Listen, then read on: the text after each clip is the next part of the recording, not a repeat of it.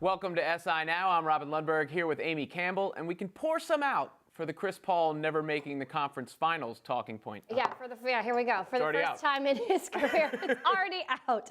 Chris Paul won't be home watching the conference finals. CP3 put up 41 points, 7 rebounds, 10 assists, 0 turnovers to advance the Rockets to the next round, and finally making it past the conference semis. Robin, this has been the narrative for Paul, that he can't get over that hump.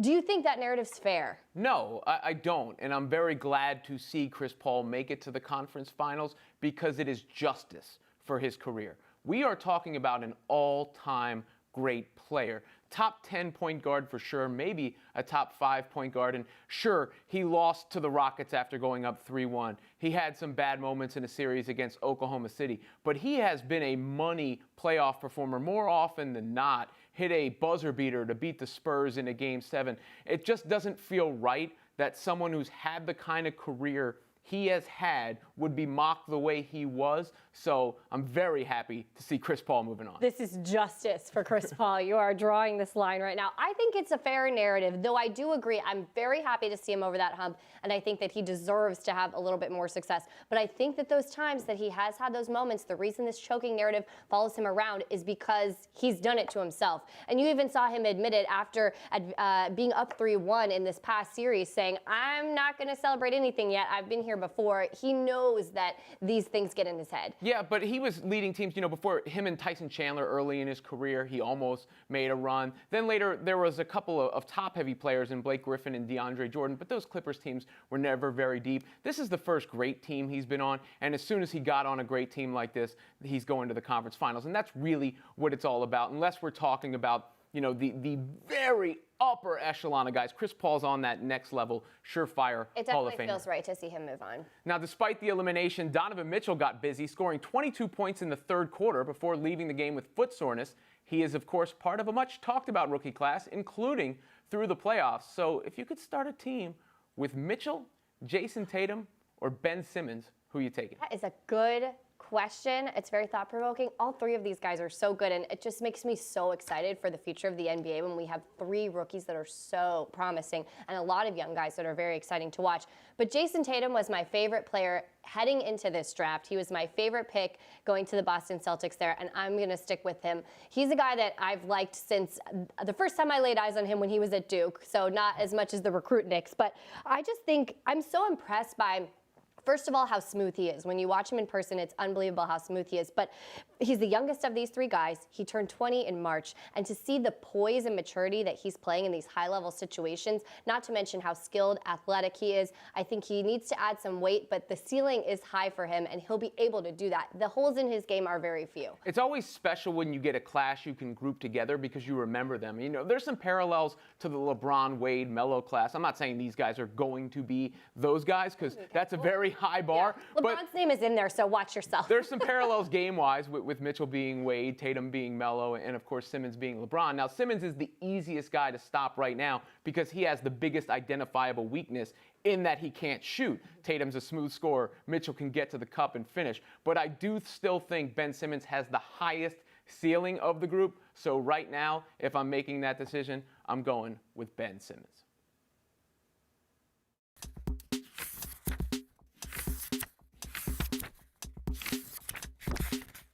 Our NBA analyst, John Starks, is back with us again to go one-on-one with Robin in another round of the shot clock. So you guys know the drill. I will pose a topic. You will each have 24 seconds to make your case to yours truly. I will then decide who's been the most convincing.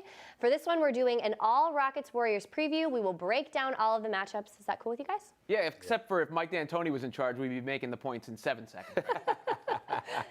Another point to Robin before we get started. All right, I'm gonna start with the most important player in this series. Obviously, a lot of talent on both sides, but the most important player in this series for you, John. We're gonna put 24 seconds on the clock. Go. Steph Curry, by far. I think if he's right and he's healthy, that just gives him an added score. He does a little bit more than that too, with passing and what have you. But they need his three-point shooting, and they need the things that he brings down the stretch. All right, we still got 9 seconds left. Okay. You want to say it again, just Steph Curry? Steph Curry, obviously, having him back is very important to their team and the success of their team. His argument speaks for itself. He doesn't even need the whole time. Kind of like the Hamptons 5 question Yes. the other day. We're going to put 24 seconds back on the clock. For you, Robin, who's it going to be? Go. I think it's James Harden. You know, Steph Curry and Kevin Durant, to me, are the second and third best players in the NBA. The Rockets have 2 of the top 10 guys, but then, of course, the Warriors also have Klay Thompson and Draymond Green. I need James Harden to prove that he belongs in the same breath as Kevin Durant and Steph Curry, and in order to do so, he has to play at that MVP level against the Golden State Warriors. Ooh, this is tough because I think both of those are really good arguments. You know, I think honestly, Robin, you actually convinced me and changed my mind. So I'm going to give Robin the point to that because I was actually leaning towards Steph Curry before that. All right, we're going to go with the X factor again. Who's the guy who maybe needs to step up in a different way? I'm going to come to you, Robin, first this time. We'll put 24 seconds back on the clock.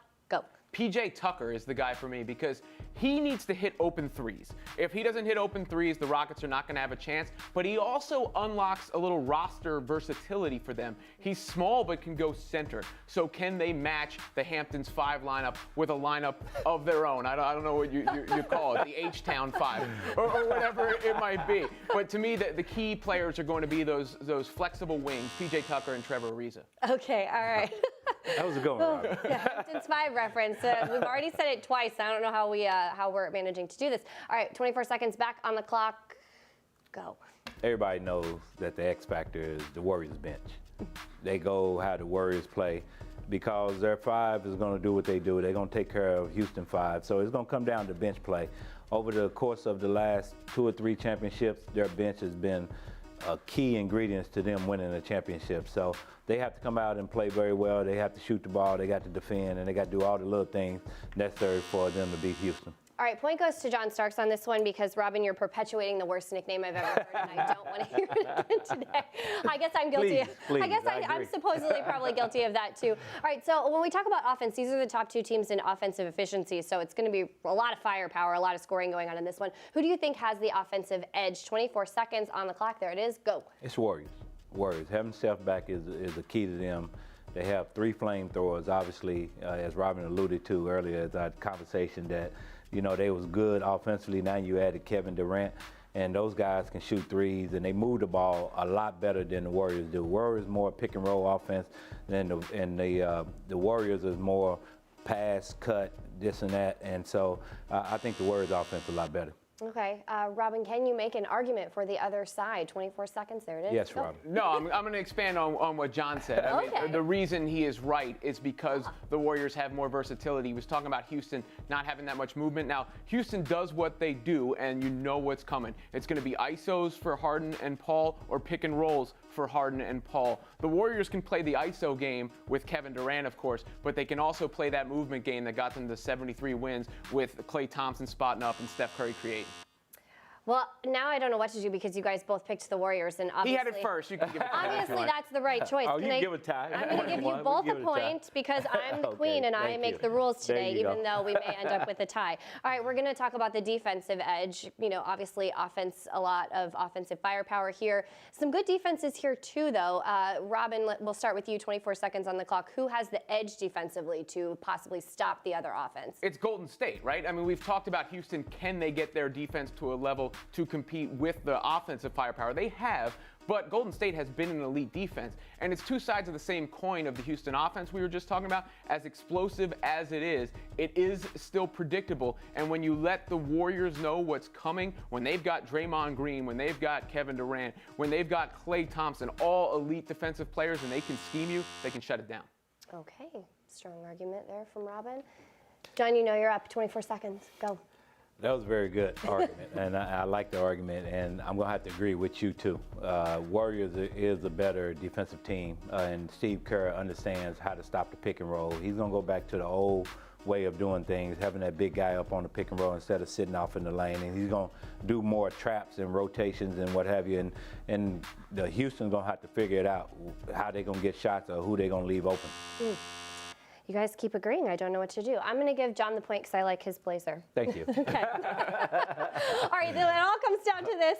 I think I know who you guys are going to pick, but I would like to hear why. I'm going to start with you, John. 24 seconds on the clock. I imagine you're picking the Warriors. Why? And how many games? I think they're just an overall complete team. I think that they do things well. Obviously, offensively, they move the ball well. Defensively, they understand the concept of how to play defense and coaching. I have to give the coaching edge to Steve Kerr. He's been there, he understands it, and I think it's going to be probably about a 6-game series. Okay, 6 games. That's pretty generous, I think, for the Rockets, especially considering the history and what we've seen. Robin, who you got and how many? Go. First, let me say, I hope I am wrong. And the Houston Rockets have done everything this year to prove they deserve a chance to prove everybody wrong. You know, the best net rating, best offensive rating, best point differential of any team that the Warriors have faced since Steve Kerr has been the coach. However, I can't say that they have the best 5-man unit in NBA history. I can't say a 73-win team added Kevin Durant and then not pick them. And unfortunately, I'm going Warriors in 5. 5. You know, I think that you're right, but I hope that you're right. And so I'm going to give the point to John Starks there on that one, too. This was fun, guys. John Starks is the winner this time. Robin, you won earlier this week, so I think... Picking with your heart and not your head, Amy. I never know what's going to come out of my mouth when it comes to this. This was a lot of fun. John, as always, thanks so much for joining us. This was great. You.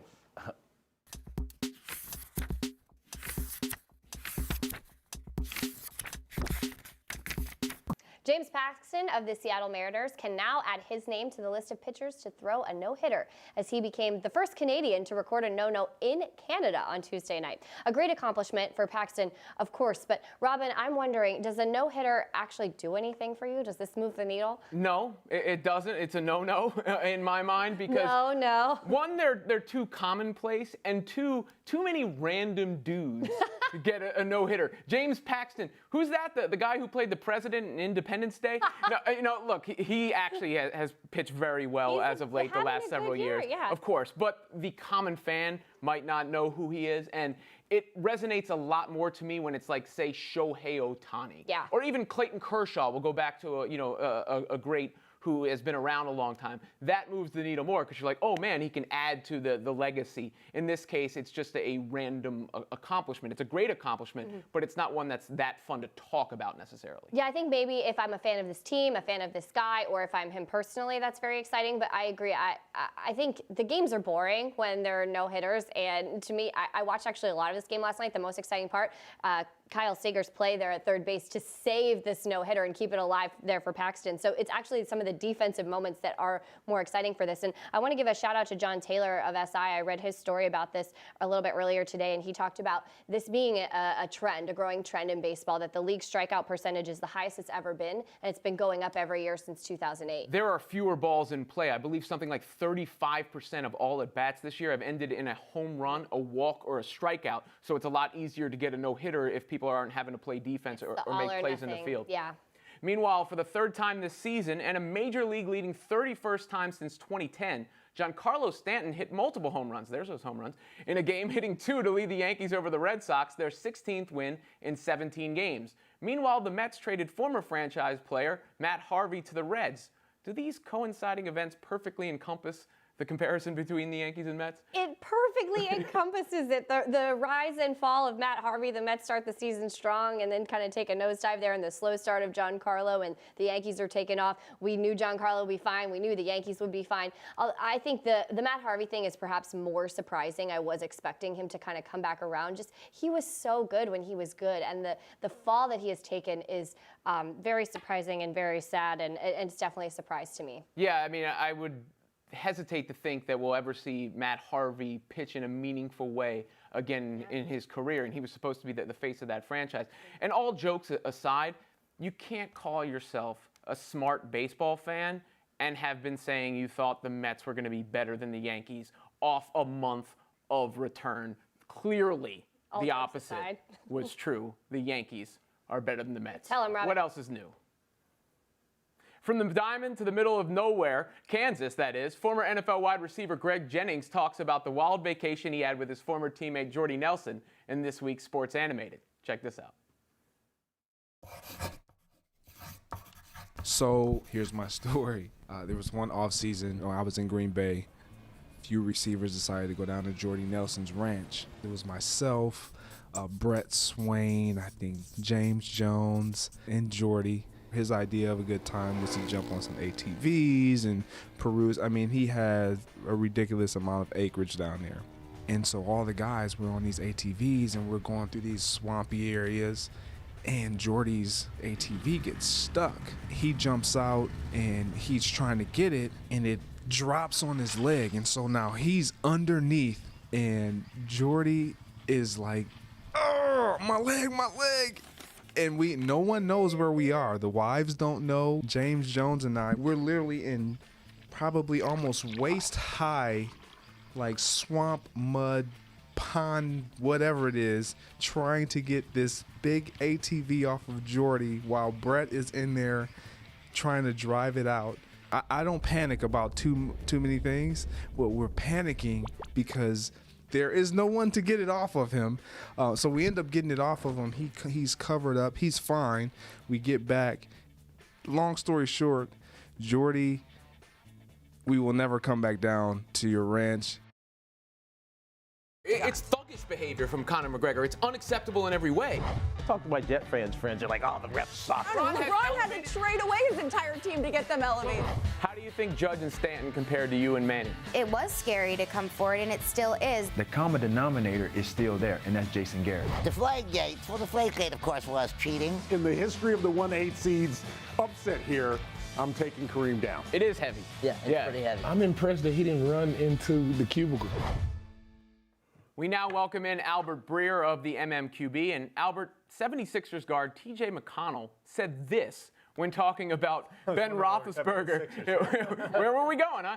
Obviously, that's not an unfamiliar sentiment when it comes to Roethlisberger, but he's been in the news lately. You know, first he was going to retire. Now he's complaining about Mason Rudolph being there. How is he viewed internally after all this by the Steelers? Well, he's always been a little high maintenance, you know, and so I don't think that they're surprised that his reaction would be what it has been, which is that he's, you know, kind of like rubbing up against the idea that you would draft his replacement while he's still playing.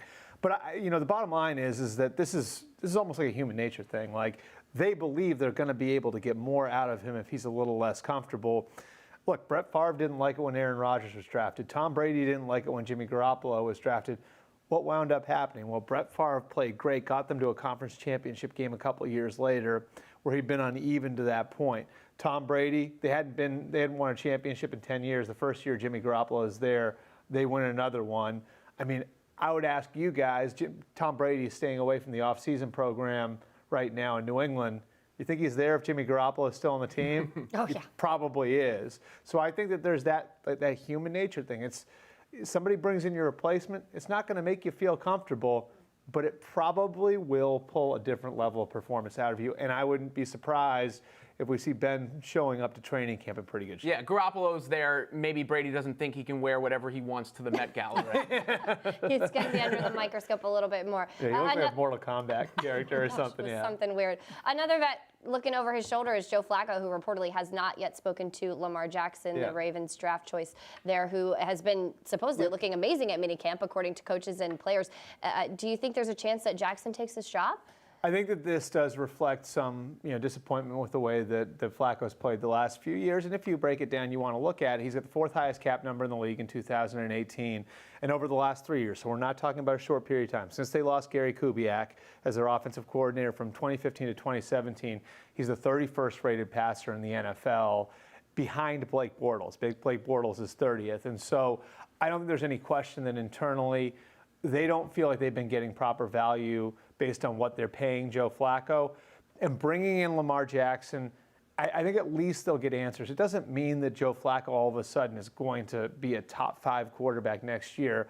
What it does mean is the pressure's now on him. And whatever his best is, the hope is that this pulls the best out of him. And at least coming out of the 2018 season, I don't think the plan is to play Lamar right now. They'll have some answers on Joe Flacco. If Lamar has to sit for 2 or 3 years, that means they're getting a lot more out of Flacco, and that's a good thing. If they get an answer on Flacco because Jackson's there and they've got to move on after 2018, well, then they've got an answer now instead of going into the future without one. Meanwhile, to a team with a rookie quarterback not exactly challenging an established incumbent, here's what Jets team CEO Christopher Johnson said about Sam Darnold. Quote, I honestly think they're going to look back 20 years from now and say this is the moment the Jets shifted into a new year, that they became a great team. They've been looking a long time, Albert. If you had to bet, have the Jets finally found their Well, quarterback? I don't think the football people like the owner saying that. Like, I think the football people feel like that's probably putting a little too much pressure on the kid. But one of the things they liked about him the most was his ability to handle this kind of thing, how level he is, how even keel he is. And I remember hearing a story about him at the Rose Bowl, and he grew up in California, and he followed SC as a kid, and the Rose Bowl is kind of the pinnacle for a kid like that, and to be on that stage against Penn State. And I talked to somebody who talked to him right before the game, and this person says, all Sam was talking about was like, wow, this is really cool. We're going to get to go out and play here. He wasn't feeling the pressure of it at all. And that's sort of been the mark of who he is, and one of the things that teams liked most about him. And so all of this, like playing in New York and now the owner saying this sort of thing, for any rookie, that can be a little tough. They feel like they've drafted the kid who can handle it. And so even though I think, Todd Bowles or Mike McCagden might cringe a little bit when they see their boss saying that about Sam, because that does put another level of pressure on him, I think they also know that if there was any quarterback in this year's class who could handle that, it was Sam. Well, shifting gears a little bit to a bit of a different offseason storyline. Mark Ingram suspended 4 games for PED use. He's 28 years old, coming off the best year of his career. Alvin Kamara looking real good right there next to him, behind him, however you want to say that. It's his contract year. Do you think the timing could be worse for him? I don't think this is I don't think it's horrible for the Saints, because I think they can tread water for the first 4 weeks. Now, I don't think you're necessarily going to get more out of Alvin Kamara by turning him into a full-time player. I think he is what he is, and having Ingram actually help them maximize Kamara. This is obviously not ideal for Mark Ingram. He's fighting it now, but we've seen so many cases like this. If he comes back after the 4-game suspension, assuming that he winds up serving the 4-game suspension, if he comes back and puts together 800 or 900 yards and looks great, then I don't think that this is going to prevent him from earning something out in the open market. He's pushing up on 30 years old. He wasn't going to get a monster contract after this year anyway. And so I think if he plays really well, this really won't affect his value too much, just in part because of the position he plays and because I don't think there was this huge windfall waiting behind the 2018 season for him. Well, another big storyline this offseason has been a lot of teams that need quarterbacks, and many look to the draft, but Kurt Warner said maybe he could actually come out of retirement and help a team out. Says the 46-year-old. My wife said, go for it. I think it would be great. So I actually talked to a coach about possibly doing it if they needed someone. Then they went out and signed somebody, so I don't think they thought I was serious. I was in good shape. I was throwing the football again. I said, you know what? I think I can give you 1 year if you need that. 1 year bridge to the future. I'm your guy. So do you guys think that coach didn't think he was serious, or maybe he wasn't so interested in a 46-year-old Kurt Warner? So the age is really interesting to me, because he says 46 years old, right? So I remember doing a story a couple of years ago on Brady and Drew Brees, and the guy they work with, Tom House, who's kind of their throwing mechanics coach, Adam Dado, out there in California. And you hear the number 45 from Brady. You hear the number 45 from Brees. I heard Andy Dalton, use that word. That's not an arbitrary number. Like, that age is like how long you can play. And like, this is based on Nolan Ryan, like, because Tom House played with Nolan Ryan. That's when your body can't recover the same way. And so it's easy to say that from the broadcast booth. It's easy to say that when a reporter calls you on the phone. Might be a little bit more difficult taking the hits on Sunday, and then Monday, Tuesday, Wednesday, how's my body feel? Like, he might be past the point now where his body can recover the same way, but it's a fun storyline. He's probably got a better chance of going back to bagging groceries than going back to the NFL. And I mean that in a respectful way, because, dude, to go from bagging groceries to doing what he did, amazing story and remains so. Albert Breer, appreciate the time. As always, we'll be back same time, same place tomorrow. In the meantime, you can check us out at SI Now Live on Twitter.